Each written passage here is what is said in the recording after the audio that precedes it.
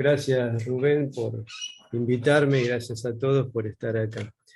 Bueno, vamos a hablar de neurociencias, educación física y deportes. Yo preparé esta charla con este título porque en los congresos o las charlas donde voy habitualmente hay muchos alumnos de educación física, o sea, muchos profesores de educación física que hacen el congreso. En este caso, por primera vez, hay mayoría de médicos, entonces tal vez algunas cosas, eh, digamos, no salgan tan bien como estaba previsto. Cuando me llama Rubén para dar la charla, me dice, tenés que dar una charla en el Congreso. Y le digo, sí, yo voy a dar una charla sobre el sueño, qué sé yo, el sueño y rendimiento. Me dice, no, pero alguna más tenés que presentar. Y le digo, ¿puedo hablar de neurociencia, te parece? Y me dice, neurociencia voy a dar yo, algo de neurociencia. Ah, bueno, le digo, mejor. Así creamos una disonancia cognitiva, nos peleamos un poco y eso sirve para crecer.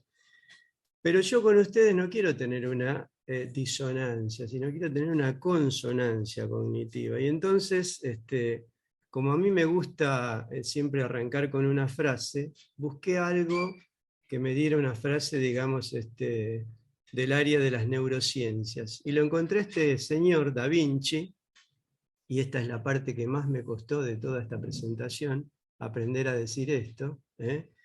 Saper ascoltare significa possedere altre al proprio il cervello degli altri. O sea, esto es, saber escuchar significa poseer, además del propio cerebro, el cerebro de los otros. O sea que si ustedes me escuchan, de alguna manera se van a apropiar del mío y espero yo compartir también el cerebro con ustedes. Eso es Da Vinci. Y miren, este cuadrito que está acá abajo a la izquierda no está pintado por Da Vinci, sino es una obra hecha por una inteligencia artificial. ¿Sí? Hay un programita donde vos le decís, quiero que haya un sujeto que esté haciendo el gesto de escuchar, pero con el estilo de Da Vinci. Y te pinta esta maravilla. Así que bueno, simplemente esto para arrancar. ¿Por qué me acerqué a las neurociencias? Se lo empecé a contar hoy a Mario Di Santo. Resulta que yo estaba como jefe médico en Perú y ellos organizan un curso para todo el Perú, para todos los técnicos de todos los clubes de Perú, de las ligas inferiores. Y bueno, para ser técnico es obligatorio hacer ese curso. Entonces me convocan dos amigos en común, por lo que veo, que uno es Adrián Bacarini y el otro es el profe López, Juan Manuel López. Me dicen, tenés que dar la parte de neurociencias. Yo no tengo la menor idea. O sea, yo di neurofisiología, di fisiología del ejercicio muchos años, más de 20, pero no me animo a dar neurociencias. Ahí me crearon la inquietud y así fue que me anoté en una maestría en neurociencias, hice los 2 años de la maestría, y luego hice mi tesis en sueño y rendimiento deportivo, alteraciones del sueño en deportistas de selección, que ahí tomé mi base de datos. Pero bueno, esa es la anécdota de por qué me acerqué a esto. Ahora yo me pregunté qué tienen en común el alto rendimiento y la educación física. Y a lo largo de esta charla, por ahí podamos encontrar entre todos esas cosas en común. Esta foto la saqué yo desde el banco en el Mundial de Rusia 2018. Así que otras anécdotas muy lindas que me llevé gracias a esta profesión. Bien, en esta charla de 30 minutos voy a ser muy ambicioso y obviamente no voy a alcanzar estos objetivos. Me propongo hablar de todas estas cosas, aunque sea en una diapositiva rápida. Por lo menos voy a generar la inquietud.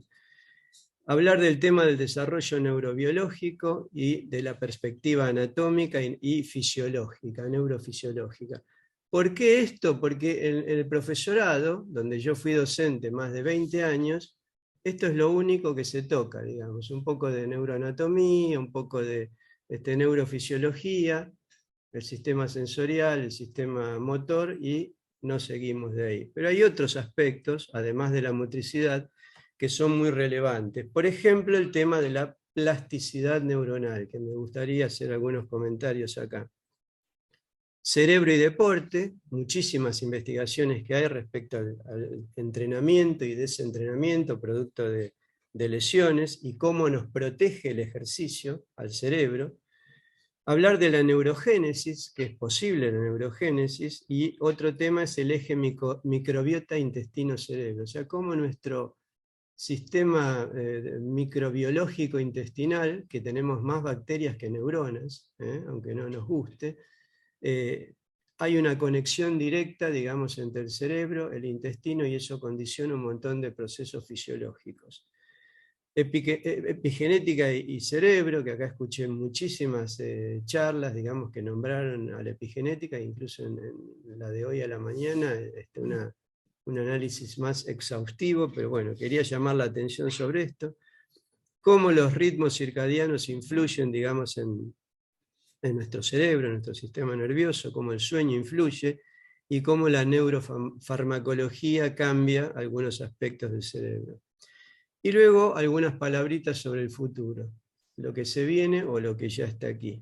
Bien, respecto al desarrollo filogenético, rápidamente, cosas que todos conocemos es que evolucionamos desde organismos muy sencillos con un sistema nervioso rudimentario hasta llegar a una organización funcional con una serie de pliegues, digamos, en la corteza al ser humano actual, donde el tamaño de la corteza tal vez no es el más grande de todas las especies, pero que tiene funciones diferenciadas y muy complejas e importantes.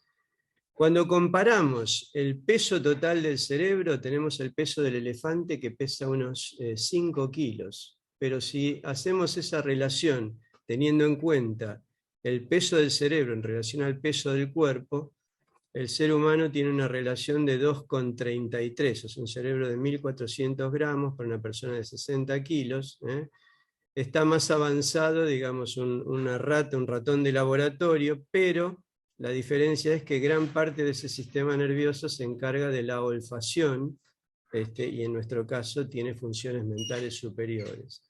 Si hacemos el logaritmo, digamos, de ambas cuestiones, es decir, la masa corporal y la masa cerebral, como vemos acá, el ser humano moderno se encuentra en la cima.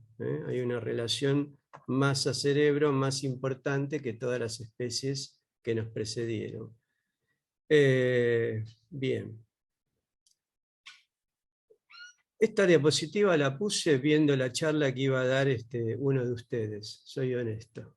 O sea, lateralización cerebral. Simplemente me llamó la atención, Mario, vas a hablar de eso, ¿no? Lateralización en el fútbol. Y quise saber qué había de las neurociencias respecto a la lateralización, y encontré este estudio bastante nuevo del 2020, que hay una diferencia ya de la lateralización de cómo se distribuye asimétricamente el ADN en el cerebro durante el periodo de neurogénesis. Es decir, a medida que se va formando nuestro sistema nervioso, ya hay una distribución asimétrica del ADN que después se va a expresar de acuerdo a los estímulos ambientales, con estructuras totalmente diferentes, de manera que, por ejemplo, del lado izquierdo está la parte que se encarga del habla, es decir, hablamos con la corteza izquierda en teoría, no es tan sencillo como eso, pero dicho así groseramente. Y hay partes, por ejemplo, de la memoria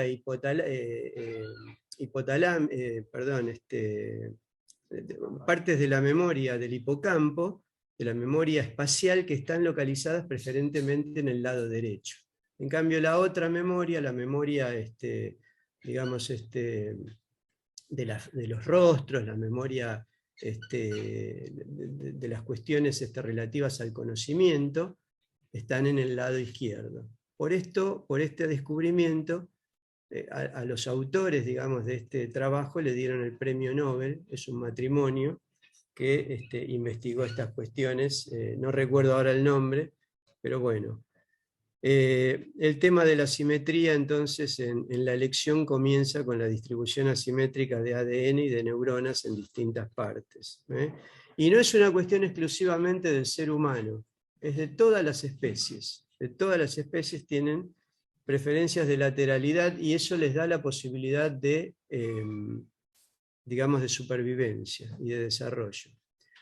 En el desarrollo ontogenético sabemos que primero hay una capa unilaminar, que luego se hace bilaminar, luego trilaminar, donde del ectodermo deriva el sistema nervioso, luego se pliega, hace una placa, luego un surco, luego un tubo. De ahí salen las distintas partes del encéfalo, el prosencéfalo, mesencéfalo y el mielencéfalo, de donde van a derivar todas las estructuras, y eso luego determina la formación del cerebro, con las distintas partes, la estructura parietal, frontal, occipital y temporal, organizadas groseramente, pero también es importante el aporte de los ganglios basales en el funcionamiento de todo este sistema. Los ganglios basales tienen un rol muy importante, no solo en el movimiento, sino en información no motora, cognitiva y de recompensa. Hay un núcleo acá, pequeño, que se llama núcleo accumbens, que tiene que ver con, digamos, la necesidad o la recompensa derivada del ejercicio. ¿Sí? Hay una relación ahí. Y acá esta es una imagen de lo que se llama una tractografía. Son imágenes por DTI, difusión tractográfica, donde por resonancia magnética se pueden seguir las huellas, digamos, del agua que circula a través de las distintas vías, y se permite dibujar con distintos colores, incluso las vías que se comunican entre dos hemisferios, las vías descendentes, las vías ascendentes, etc.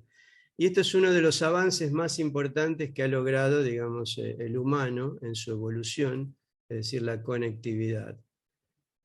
Bien, la voluntad que para realizar ejercicios, como les dije, está en el núcleo accumbens, pero no es solamente, digamos, un circuito de recompensa relacionado con la recompensa positiva, sino que muy cerquita, ahí, y de acuerdo a los estímulos ambientales, hay neuronas que nos pueden llevar a la adicción, a la depresión y a la ansiedad. Es decir, depende de cómo estimule el ambiente, se puede manifestar hacia una cosa u otra. Y también tenemos a la avénula, que tiene que ver con el ejercicio, con el estado hedónico, que es otro núcleo, digamos, que es muy importante en el avance de la evolución del conocimiento. Yo lo represento acá como un estado de lucha entre esas dos facciones, entre las neuronas que generan, digamos, un beneficio, un bienestar, y entre la que genera un estado adictivo o un estado depresivo. A estas áreas, digamos, cerebrales se les atribuye áreas corticales primarias y áreas de asociación. Acá tenemos un esquema donde tenemos las áreas primarias, la sensitiva, la motora, la visual y la auditiva. El área sensitiva, que está detrás, digamos, de la cisura vertical, el área motora, que está por delante, el área visual, que está en la corteza parietal posterior, y el área auditiva, que está en el polo temporal superior. Pero hay áreas de asociación somatosensorial, de asociación visual, asociación auditiva y somatomotora. Es decir, la somatosensorial abarca toda la corteza parietal, y esta es una de las partes que también evolucionaron en gran medida en el hombre, en el ser humano, respecto a otras especies. La de asociación visual, digamos, conecta los caracteres groseros por ejemplo, el color, la forma, etc., con el concepto de profundidad, de tridimensional, de píxeles de colores, etc. Y el área de asociación auditiva permite, digamos, asociar los distintos estímulos auditivos, el tono, la modalidad, el timbre, volumen, etc., a lo que nosotros escuchamos. Y finalmente el área somatomotora, o corteza, digamos, de asociación premotora, que tiene una relación importante con el movimiento. Y finalmente vienen las cortezas de asociación multimodales, es decir, fundamentalmente acá, en la corteza, en la unión parieto-temporo-occipital, está la localización visual selectiva, la comprensión del lenguaje, ¿sí? La atención, y en la parte anterior, digamos, la planificación motriz y la producción del lenguaje. Es decir, lo que se llama Broca, área de Broca, estaría en esta parte, y el área de Wernicke estaría en este lugar. Pero ni siquiera los neuroanatomistas se ponen estrictamente de acuerdo de cuál es Broca y cuál es Wernicke, porque hay como ciertas variaciones individuales, y incluso en distintos trabajos se describen de distinta manera una y otra en su localización. Y finalmente está el área límbica, que tiene que ver no solo con, como se dice clásicamente, con las emociones, sino también tiene que ver en parte con algunos tipos de memoria, y tiene que ver también con la motricidad. El área límbica es fundamental en esto. Y está formada por muchas estructuras que rodean, digamos, estas partes que acabamos de nombrar, pero fundamentalmente en el interior, es decir, del lado interno medial y profundo de la corteza. Desde la neurofisiología tuvimos el avance cuando yo estaba estudiando, hace más de 20 años ya, o 30, ya no me acuerdo, ya estaba el PET, que es esa imagen que se ve ahí arriba, la tomografía por emisión de positrones, que es un estudio invasivo porque hay que inyectar al sujeto con un material radioactivo, y entonces se le hace hacer determinada tarea, y se observa, digamos, las áreas cerebrales que se iluminan. Por suerte luego surgieron otros avances como la resonancia funcional, donde sin usar material radioactivo y sin invadir ni inyectar absolutamente nada a los sujetos, es posible leer, digamos, ver a través de imágenes las áreas del cerebro que se encienden, es decir, que están activadas. Y por otra parte, el registro electrofisiológico, ahí vi el trabajo tuyo que lo estuve viendo en póster, muy interesante, sobre los cambios eléctricos del cerebro, que nos dan mucha información, y como ven es un sistema de cableado completo, pero hoy ya se puede hacer telemétricamente, es decir, no hace falta tener todos los cables conectados.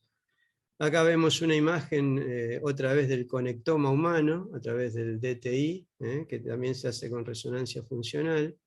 Y esto es bastante moderno, se llama magnetoelectroencefalografía. Es decir, se puede estimular magnéticamente a los cerebros que requieren estimulación, por ejemplo, por déficit atencionales o por enfermedades neurodegenerativas, o se puede ver en imágenes qué es lo que está pasando en ese cerebro.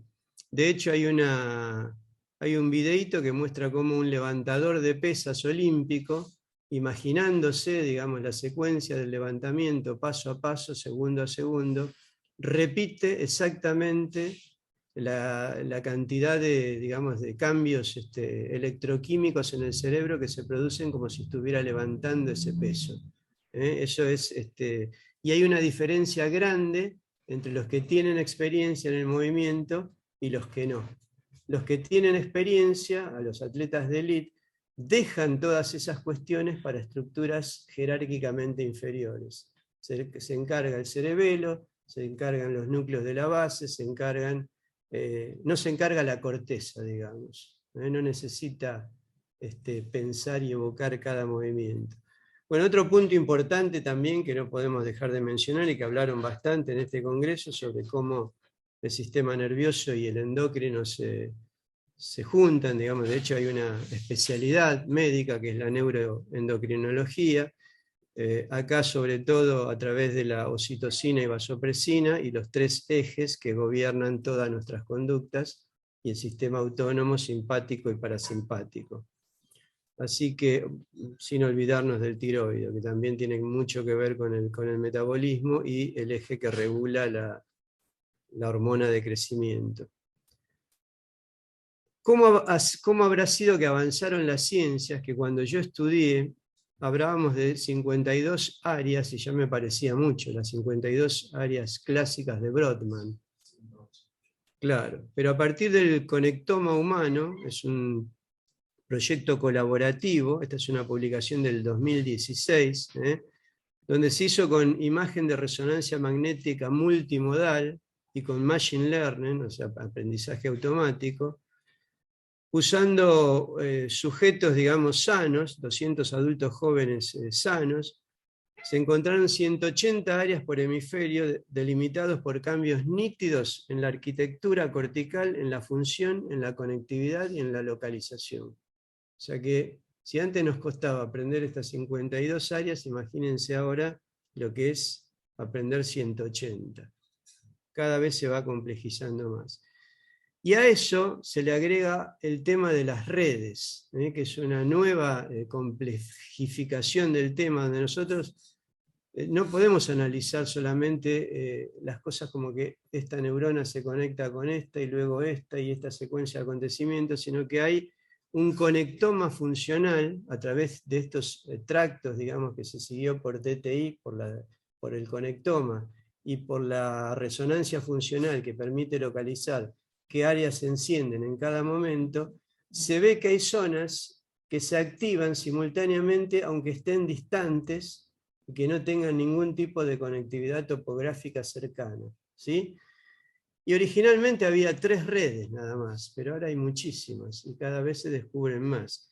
Está la red por defecto, que es la que funciona la mayor parte del tiempo en nosotros, cuando estamos divagando, cuando estamos pensando en cosas random, sueltas, o durante el sueño REM, que también se activa la red por defecto, que ocupa distintos lugares de la corteza. La red saliente, que ocupa varios lugares, que tiene que ver con la interocepción. La interocepción no es una cuestión de receptores nada más, tiene que ver con esta red que activa distintas partes del sistema cerebral, que se ocupa también de procesos cognitivos y emocionales. La red de atención dorsal, que tiene que ver con el SARA, con el sistema reticular activador ascendente, que es el que nos mantiene en vigilia y que se inhibe cuando dormimos profundo. La red frontal ejecutiva, que es la que nos permite tomar decisiones. La red visual, que obviamente se conecta junto con la auditiva con estas otras redes. Y la red sensorio-motriz. Y finalmente la red del lenguaje, que es la única diferencia importante entre el ser humano y los primates y todos los que vinieron antes. Incluso la red del lenguaje tiene una evolución que los chicos y los jóvenes adquieren conexiones recién a medida que van evolucionando. Cuando yo estudié me enseñaron que la mielinización era un proceso que se producía en los 2 primeros años. Luego se llegó hasta la adolescencia. Y ahora se ve que hay sujetos de más de 20 y hasta de 40 que pueden seguir mielinizando. Así que no perdamos las esperanzas. En la red del lenguaje, los chicos de cierta edad no entienden los chistes con doble sentido, no entienden el sarcasmo, no entienden un montón de cosas, porque no tienen desarrolladas estas redes que van a ser una adquisición más tardía en el lenguaje. Así que es otro tema que también complejiza la cosa y que, bueno, hay relaciones y anticorrelaciones entre ellas que se alteran en patologías, ¿sí? En las patologías degenerativas, por ejemplo. Para peor de males, a esta red de bienes, 360 redes corticales, se agregaron a la subcorteza 358 parcelas. Este es un estudio del 2019 donde se llegó a que hay toda esta cantidad de redes, digamos, y de circuitos neuronales que cumplen una función específica. Y bueno, esto es algo que a mí siempre me llamó la atención. ¿Existe la sincronización cerebral a distancia? ¿Qué dicen ustedes? Por lo menos por Wi-Fi se puede hacer. De hecho, ahora estamos sincronizados con un montón de gente que están lejos de acá. Pero en ciertos casos hay sincronización y despolarizan al unísono. Los mellizos, los enamorados que se miran y ya saben qué está pensando el otro. Los casos como los recitales, donde si se analiza la variabilidad de frecuencia cardíaca, varían al unísono. O sea, las distancias entre latido y latido se sincronizan con la música y con otros estados, como por ejemplo los estados de festejos grupales o los estados cuando hay un festejo en la hinchada o en una situación de clase donde hay una buena vinculación, y en los casos de meditación. Los que meditan pueden sincronizar sus ondas electroencefalográficas, y eso está estudiado. Está estudiado. Bien, ayer discutíamos sobre esto, yo les dije la frase esta de Damasio, que es discutible, pero bueno, dice, el cuerpo ya sabe aquello que la mente aún no se ha dado cuenta. Como que antes de que haya una percepción en el cerebro de cosas que están pasando, hay cambios electroquímicos, hay cambios de ondas magnéticas y de cuestiones energéticas y de cosas que ocurren en milisegundos, que recién después el sistema nervioso va a estar enterado. Esa es la información que nos dan los receptores. Y esto vamos a pasarlo rápido, pero hay muchísimos receptores de tacto, de presión profunda, dinámica, estiramiento, temperatura, etcétera, que llevan información aferente hacia el sistema nervioso, algunos consciente y otros por vía inconsciente. El órgano estatoacústico, el octavo par, que tiene el órgano del equilibrio y de la audición, y la visión que ajusta todas estas cuestiones, ¿no? Que es otro de los avances significativos en la especie humana respecto al resto, la integración de la visión con todas estas cuestiones.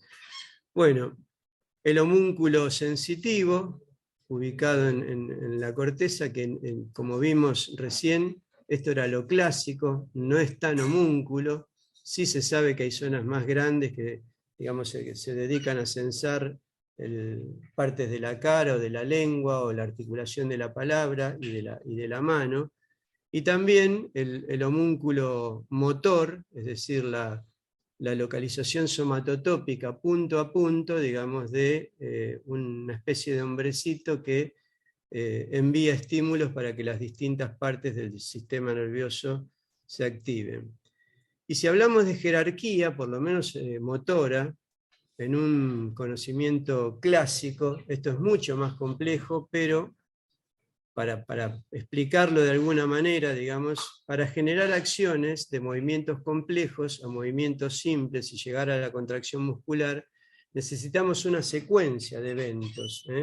Y hay centros de control motor en la corteza que tienen conexión con el tronco cerebral. El tronco es el bulbo, la protuberancia y el mesencéfalo.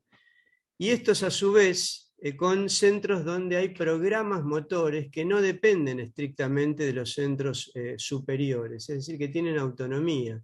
Tenemos autonomía, por ejemplo, para masticar, para respirar, para caminar, aunque parezca mentira, la dinámica de la marcha está codificada en programas motores en centros inferiores al tronco, o sea, están a nivel medular. Luego, la jerarquía sigue a interneuronas motoras, algunas estimulantes, otras digamos, que inhiben, y finalmente a las neuronas motoras y estas a los músculos. Y luego hay aferencias sensoriales, donde los músculos se conectan con las neuronas motoras y las interneuronas, y estos a su vez están modulados por los centros corticales y por el tronco cerebral. Los programas motores también mandan proyecciones, digamos, a las neuronas motoras y el tronco cerebral a las interneuronas. Todo esto es un proceso en serie que se haya controlado a su vez en paralelo por el cerebelo, que tiene una función muy importante, y antes pensábamos en el cerebelo simplemente como una cuestión dedicada a la motricidad, pero ahora se sabe que el cerebelo tiene que ver con la memoria, con los afectos, con un montón de cuestiones que no es solamente la coordinación automática de los movimientos voluntarios, el equilibrio y la postura, como nos enseñaron clásicamente. Y los ganglios basales, que modulan también en paralelo, y cuando hay fallas se presentan las enfermedades del movimiento, ¿no? Con temblores, ataxias, etc. ¿Cómo sería rápidamente una secuencia en lo básico de la enseñanza de una destreza motriz? La explicación hablada es captada por la corteza auditiva primaria, que se conecta con la secundaria, y esta con el área de Wernicke, que interpreta, digamos, esa palabra hablada.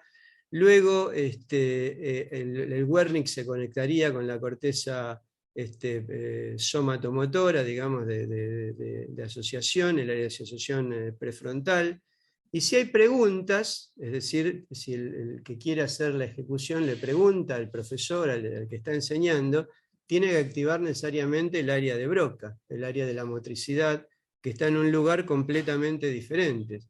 Si hay demostraciones, es decir, que el profesor o un compañero de clases o un deportista muestra, interviene la corteza visual primaria para captar esa visualización, luego se lo pasa a la información a la secundaria, de ahí a la de asociación parieto-temporo-occipital, que es exclusiva del ser humano, como dijimos, otra vez a la corteza prefrontal, de ahí a la corteza premotora y a la corteza motora, que va a encargarse de ejecutar a través del homúnculo motor el movimiento. Ahí a los núcleos motores, de los núcleos motores a los músculos, y la aferencia nuevamente hacia las vías de regreso hacia el sistema nervioso. Y otra vez comienza el ciclo. Sin olvidar que todas las sensaciones pasan por el tálamo, que es una vía de relevo, salvo en la olfativa, de todas las percepciones sensoriales. Y otra vez en paralelo el cerebelo y los ganglios basales. ¿Existe la plasticidad neuronal? Sí, existe. La neuroplasticidad permite a las neuronas realizar cambios funcionales y estructurales a partir de la interacción con el ambiente y se forman nuevas conexiones, ¿sí? Y de tal manera existe que antes se creía que era solamente en niños, o en chicos en desarrollo, pero es posible la plasticidad neuronal también en adultos. Primero se forman espinas, estas espinitas que vemos acá, que son las que contienen, digamos, los neurotransmisores y que hacen contacto con otras neuronas vecinas, y luego directamente se constituyen nuevas sinapsis. Esto representa la facultad del cerebro para recuperarse y reestructurarse ante lesiones o ante desorganizaciones. Hay ejemplos de cuando se va a hacer una cirugía. Yo admiro a los neurocirujanos infantiles porque no solo son unos capos habiendo estudiado de todo, sino que tienen que tomar decisiones dificilísimas. Entonces, a veces aparece en una resonancia funcional que el área epileptogénica, o el área donde hay un tumor, hay que extirparla porque no hay otro tratamiento. Entonces hay que tomar la decisión de hacerlo o no, porque esa es un área que es vital, por ejemplo, para el lenguaje. ¿Qué es lo que se vio? Que cuando se resecciona esa área, estos chicos vuelven a recuperarse y vuelven a hablar, pero involucrando no solo esa área, sino todo el resto del cerebro. Así que hacen un esfuerzo metabólico, eléctrico, neuroanatómico mucho más importante, pero logran recuperar el habla. Y eso es plasticidad. Y previo a la extracción del tumor también. Eso lo está haciendo el Berra y Papadimico. Espectacular. Antes de extraer el tumor, y después hacen la cirugía y después, por supuesto, la... Impresionante. Pero también hay poda. La poda es muy importante y esto es uno de los procesos que se da durante el sueño y durante la meditación. Entonces la poda permite la plasticidad neuronal, la acelera, la mejora, la perfecciona. La poda lo que estaría diciendo ahí es ahorrar energía, es un ahorro de energía. Exactamente. O sea, lo mismo que haces con un árbol. Le sacás los pedazos que no van a servir para que tome fuerza. Bien, a partir de acá se definen funciones mentales superiores que pueden agruparse así didácticamente en gnosias, praxias y lenguaje. ¿Y por qué traje esto yo? Porque bueno, muchas de estas funciones mentales superiores, como el control atencional, la fluidez verbal, la planificación, la toma de decisiones, la flexibilidad cognitiva, etc., nos ayudan a ser ricos. Qué loco, ¿no? No, no lo traje por eso. Lo traje porque muchas de estas cosas, que es verdad que ayudan a ser ricos, y hay estudios que lo demuestran, se estudiaron los rasgos de personalidad de ricos que tienen, ricos consideraron cuando tienen más de $1 millón y siguen juntando, digamos, ¿sí? Y tienen todas estas cuestiones que están marcadas acá, es decir, tienen mayor tolerancia al riesgo, más apertura intelectual, más extroversión, más capacidad de organización y persistencia y mayor estabilidad emocional. ¿Y por qué me interesó? Porque coinciden en gran parte con los deportistas de élite, que tienen muchas de estas cuestiones, que tienen las personas que, y a su vez muchos deportistas de élite también han logrado armar fortunas, ¿no?, paralelas. Así que los caminos se entrecruzan. En una investigación sobre... No, te paso una Sí, cosa. cómo no. En nuestra clase, Pero después va a ser más larga la charla. No, no importa. En nuestra clase de educación física, eso lo hacemos todos los días. Claro. Esto es el valor de tu charla, donde vos pones la palabra educación física. Eso se hace en forma casi sin saberlo, todos los días en las clases. Yo vengo de la educación física. Por eso te digo, refuerzo tu título. Es más, primero soy profe y luego médico. Y siempre sigo siendo profe. Bien. Algunos interrogantes que se dieron respecto a estas 3 preguntas: ¿qué tipos de actividad física son aquellas a las que el cerebro se ha adaptado? ¿Y cómo evolucionaron estos patrones, estos cerebros humanos con los patrones de actividad física?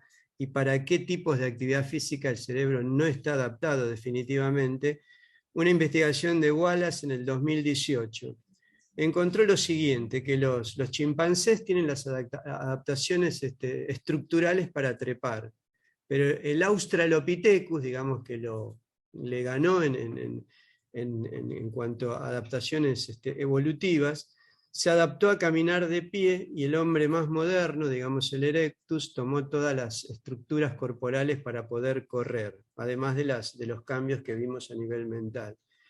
Entonces, en esta investigación lo que encontraron es que la selección natural favoreció a los cuerpos basados en la resistencia. Es decir, que los cerebros debieron adaptarse a estas demandas de caza y recolección, que está relacionado con el sistema que hablamos antes de recompensa de los circuitos endocannabinoides. Y como la comida era limitada, estos cerebros, que son energéticamente costosos, gastan entre el 20 y el 25% de la energía en reposo, tuvieron que evolucionar para requerir estímulos de actividad física ajustando la capacidad a la demanda. Un ser en la sabana necesitaba, o un chimpancé de hoy en día, entre 8 y 10 horas para conseguirse la comida que necesita para mantener su estructura. Hoy en día nosotros lo podemos hacer con una sola comida.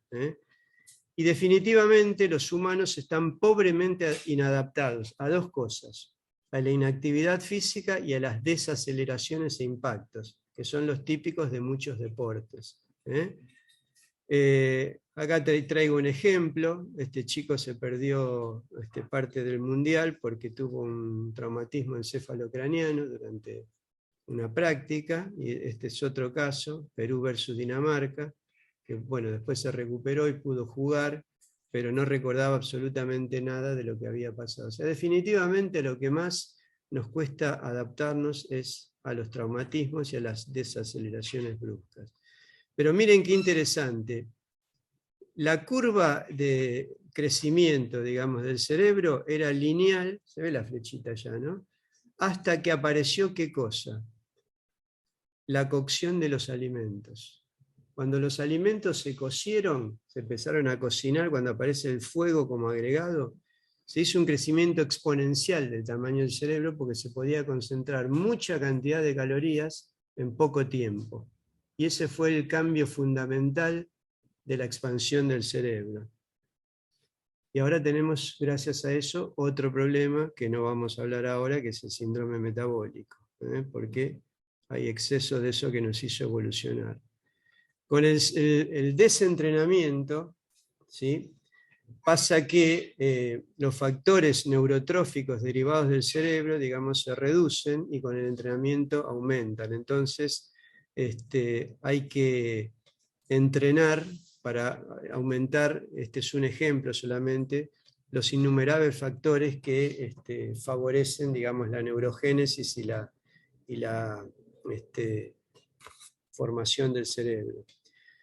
Con el desentrenamiento también hay cambios en los test de memoria y en la variabilidad de frecuencia cardíaca. Vos vas a hablar de aprendizaje, ¿verdad? He visto muchas investigaciones donde entrenando el fitness, la aptitud física, mejoran todos los test cognitivos. O sea, aumentando el flujo cerebral a determinadas regiones, está súper estudiado, aumentan todas las cuestiones cognitivas, la velocidad de reacción, la capacidad de aprendizaje, etc. Y el ejercicio también estimula el mTOR, o sea, nosotros los profes, los entrenadores la conocen por que es lo que estimula la hipertrofia en el músculo, pero también está en el cerebro. El mTOR también tiene un rol importante en el aprendizaje y la memoria, es decir, que el ejercicio no es solamente ejercicio para el músculo, sino es ejercicio para el cerebro. Y dicho sea de paso, traigo acá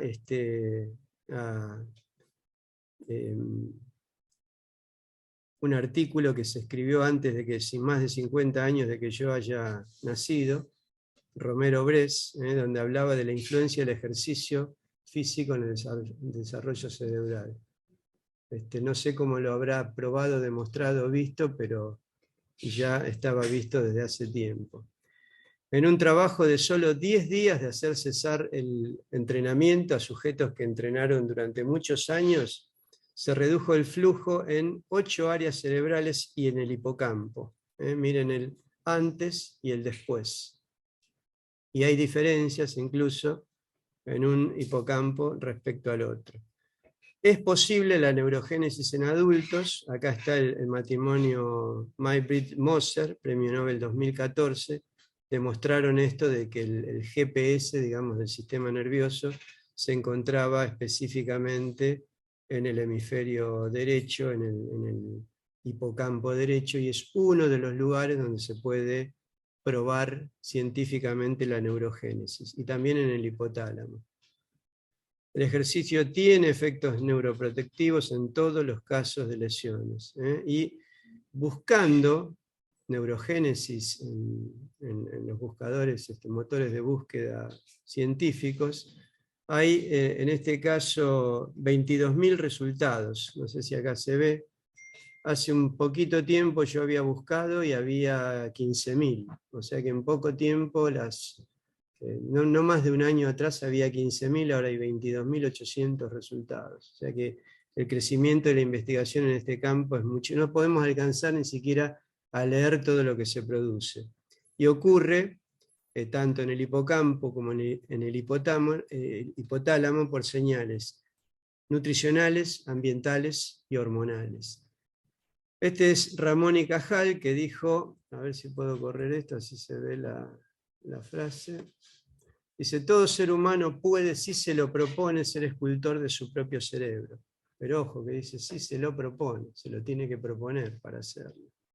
La neurogénesis adulta es posible y hay cosas que la afectan negativamente y hay cosas que la perjudican. Vamos a ver cuáles son.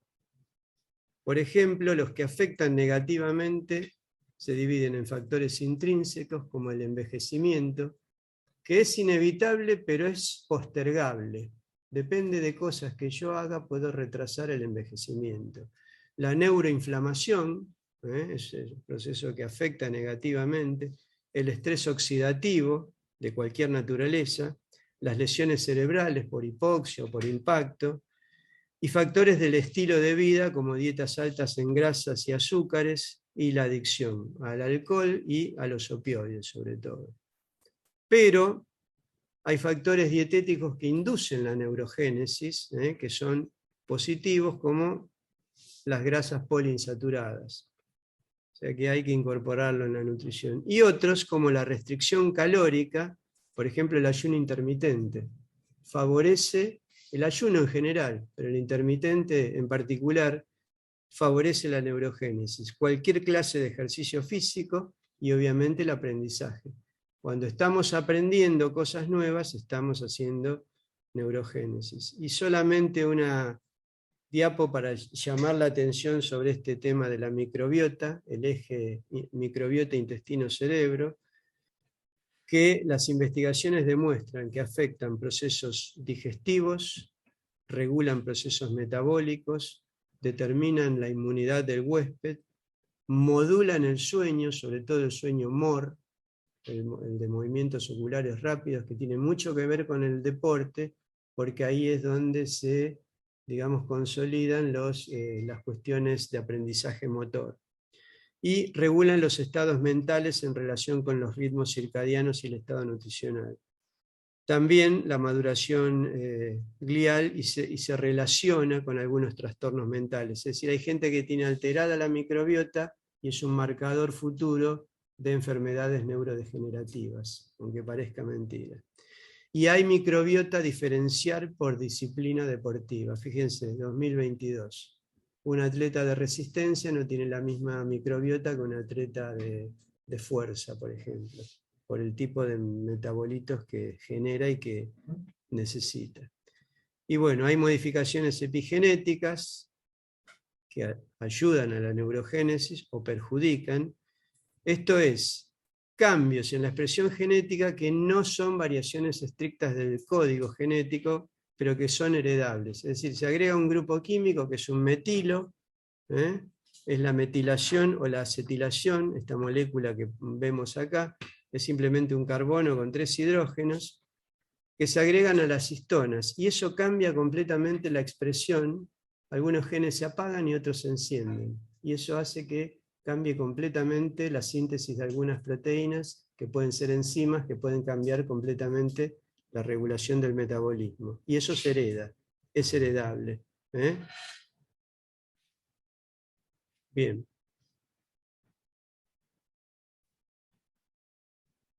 La epigenética regula la apariencia física, el metabolismo, el peso, la longevidad, etc. Y bueno, todos estos cambios pueden heredarse.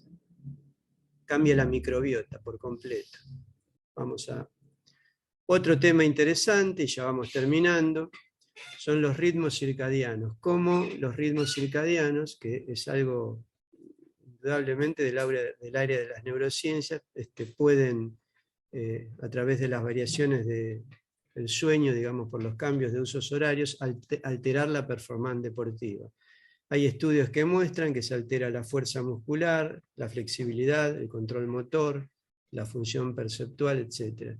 Y este ritmo circadiano tiene que ver con picos hormonales, por ejemplo, alrededor de las 2 de la mañana se da el pico de melatonina, es individual, pero alrededor de las 8 de la mañana el pico de cortisol, alrededor de las 10 hay un pico de testosterona, y así grandes cambios que ocurren y que también pueden ser modulados.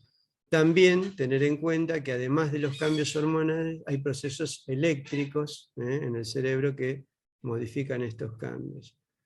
Bueno, de esto hablé en la charla anterior, así que no, simplemente para recordarlo.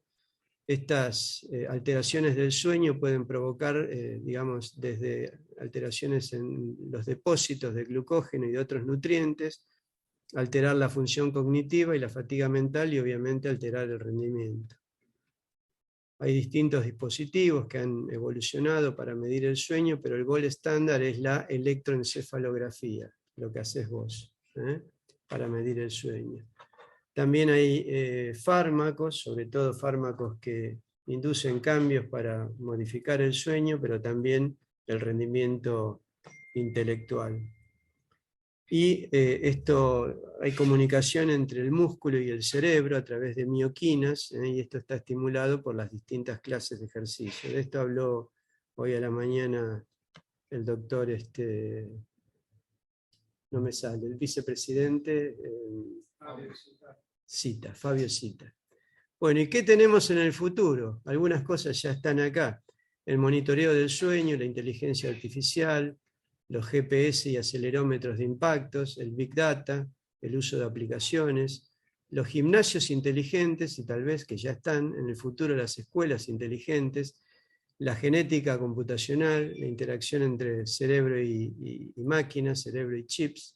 Este es un robot que acaba de lanzar Tesla, digamos que es increíble, pero bueno, hace tareas que antes las tenía que hacer un ser humano. La implantación de electrodos intracerebrales ya es una realidad. en este caso se implantan electrodos profundos para controlar aspectos como, por ejemplo, el temblor de la epilepsia o de otras enfermedades que provocan temblor, el Parkinson, los espasmos musculares. Para el dolor crónico, hay dolores que no tienen forma de curarse con ningún medicamento más que con la implantación de estos electrodos. Pero también hay electrodos, digamos que se abre la calota y se implantan a nivel de la corteza y sirven para estimular determinadas zonas o para evitar crisis epilépticas importantes antes que la cirugía. Se han hecho experiencias con chanchos, con monos, se han entrenado, digamos, a estos animales y después se le desconecta el cable y tienen capacidad de mover, digamos, estos objetos como si lo hicieran con la manivela conectada con el cable. Este es un microchip que lo desarrolla Neuralink, que es la empresa, digamos, que está haciendo estos experimentos, y lo hacen por cirugía robótica, o sea, le implantan ese electrodo profundo sin necesidad de más que de esto. También la nutrición respecto al cerebro, cómo los cambios nutricionales modifican el cerebro. Todos estos dispositivos que se pueden hackear, se llama biohacking, o sea, así como hay gente que hackea nuestras computadoras o teléfonos o relojes, se pueden hackear los dispositivos implantados en el organismo. La interacción cerebro-máquina o el monitoreo inalámbrico, exoesqueletos, y otro tema muy importante, la neurociencia de la meditación y el bienestar, que están hay cientos o miles de artículos de investigación de neurociencia y bienestar. Este es un casquito que se llama Emotiv, que permite registrar las señales electroencefalográficas, como hacían ustedes, y permite manejar, o por ejemplo un autito de carrera o un dron, solamente con señales electroencefalográficas generadas por la mente, por el cerebro, mejor dicho. Y ni hablar de su uso en discapacidad. Y los exoesqueletos. Yo en el año 2014 participé con la Cátedra de Diseño Industrial de la Facultad de Artes en La Plata, sobre un trabajo sobre exoesqueletos, y ahora es una realidad que se usa no solo para soldados, para transportar cosas y qué sé yo, sino para la discapacidad. Este es un chico que nunca había, digamos, tomado la postura erguida, al que le pusieron un exoesqueleto y lo hicieron caminar por motus propio, digamos. Imagínense el cambio que significa para este chico. Y hay otro dispositivo nuevo que se llama Alter Ego, que se puede hablar en silencio. O sea, yo simplemente pienso en la palabra y por algún sistema de captación, digamos, las ondas de la laringe, de los músculos que intervienen en la fonación, aparece en la pantalla lo que estoy diciendo mentalmente. Esto ya está. Es un chico joven el que lo diseñó, es este mismo, de Estados Unidos. Ya hay gimnasios inteligentes que miden todas las variables mientras uno está haciendo ejercicio, y ojalá algún día haya escuelas inteligentes, donde además de las tareas de los sistemas energéticos y de las cualidades físicas se puedan estimular simultáneamente tareas, digamos, intelectivas. Ya vamos terminando. Cambió mucho la tecnología digamos, para captar todo esto. Antes los sistemas eran muy complejos, como lo que se ve acá, con multiplicidad de cables. Ahora eso se puede hacer con monitoreo a distancia, inalámbrico, y se puede registrar online, digamos, en el mismo momento, las activaciones o desactivaciones de distintas partes del sistema nervioso. Este es otro avance que supera incluso al anterior, que se llama tomografía óptica difusa de alta densidad, porque este es de baja densidad, es decir, conecta pocas zonas del cerebro y este otro conecta muchas. Es decir, nos da mucha más información y se puede usar incluso en bebés. O sea, se hace un casquito que tiene la medida justa, que se adapta, y puedo leer, digamos, la actividad cerebral de este bebé y tomar interpretaciones. Y esta es la última, prometo. ¿Qué herramientas tenemos ¿no?, para producir cambios y qué cosas podemos cambiar. Contamos con la tecnología, contamos con la alimentación, con el ejercicio, con la enseñanza-aprendizaje, con la meditación, y que es una herramienta, digamos, transformacional importantísima, es capaz de cambiar grandes cosas, cambiar enfermedades, cambiar cuestiones de rendimiento, cambiar actitudes. Es genial la meditación, se los recomiendo. Si no lo hacen, empiecen a investigar. Y la epigenética, que son todas estas cosas, se vuelcan en los cambios epigenéticos. Estos cambios, digamos, los podemos hacer para generar una mejor calidad de vida, podemos cambiar la salud y la longevidad. Los telómeros, que son los extremos de los cromosomas, se alargan cuando uno los somete a estímulos positivos. Se puede cambiar la aptitud y el rendimiento, podemos cambiar completamente nuestro sistema nervioso. Hay gente que ha tenido ACV, donde se le activó completamente una parte de un hemisferio y empezaron a actuar con el otro y recuperaron todas las funciones. Yo tengo el caso de un atleta que está todo documentado y que llegó a correr maratones después. El tipo con un ACV, y vos lo mirás y no tenía ni un defecto mecánico, digamos. Se pueden cambiar las actitudes, el estado de ánimo y obviamente las funciones mentales superiores. Y también los genes y la descendencia. No estamos condenados a nuestros genes. Lo podemos cambiar. No estamos atrapados en nuestro cuerpo ni en nuestro cerebro. Lo podemos cambiar. Bien, esta es otra imagen, ¿no? Hecho por inteligencia artificial, donde le dije, inteligencia artificial, haceme 2 cerebros que estén conectados entre sí y con el universo y que aparezcan en una pintura moderna. Y me tiró esto. Miren dónde estamos. El cambio no es doloroso, solo lo es la resistencia, decía, al cambio. Buda. Bueno, nada más. Gracias y disculpen la...